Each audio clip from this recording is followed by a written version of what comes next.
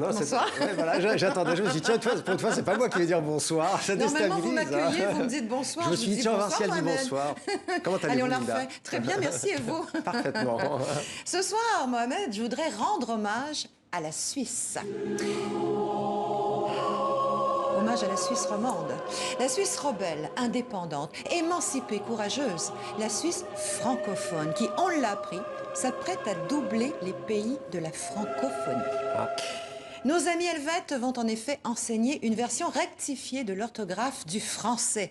Les autorités cantonales l'ont annoncé il y a une semaine. Dès 2023, les petits helvètes vont apprendre à écrire oignon sans i et iront pique-niquer sans trait d'union sur une île décoiffée de son accent circonflexe. Ça va pas plaire à tout Vous le jouez monde. à quoi, les Suisses, là? Non, mais à quoi ils jouent? Ouais. Sérieux?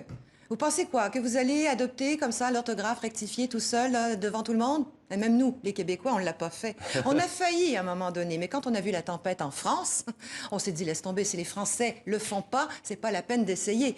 Et vous, les Suisses, vous allez passer comme ça devant tout le monde? Bon, pour ceux et celles qui n'étaient pas nés il y a 30 ans, je rappelle que l'orthographe rectifiée ou la nouvelle orthographe, c'est un vieux serpent de mer que la France a lâché en 1990 pour en finir, je cite, avec les absurdités du français. Le Premier ministre de l'époque, Michel Rocard, avait demandé au Conseil supérieur de la langue, qui a des représentants dans les pays francophones, de lui faire des propositions pour faciliter l'apprentissage du français à l'école. Paraît qu'on est des cancres en la matière. Ces propositions ont été approuvées par les plus hautes instances et par l'Académie française, mais elles n'ont jamais eu force de loi. C'était et ce sont toujours des recommandations, libres à chacun de les utiliser ou pas. L'idée, c'était d'abolir les incohérences de la langue. Pourquoi de N à raisonner? Pourquoi un seul à résonance? Pourquoi sous-estimer avec un trait d'union et surestimer en un seul mot? Les rectifications de l'orthographe voulaient harmoniser les règles, sauf les exceptions.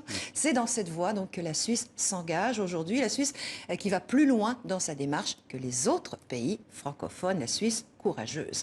En 30 ans, Mohamed, l'orthographe rectifiée a été enseignée en Belgique, au Québec, en Suisse évidemment. Elle fait son chemin petit à petit en France. En France, la langue, tu ne peux pas y toucher, c'est un monument historique. Hein? Et pourtant, les changements proposés, même si ça pique un peu les yeux parfois, les changements représentent peu de choses. C'est même une réforme trop timide, selon les linguistes et les correcteurs que j'ai contactés, même si la majorité d'entre eux applaudit la décision de la Suisse.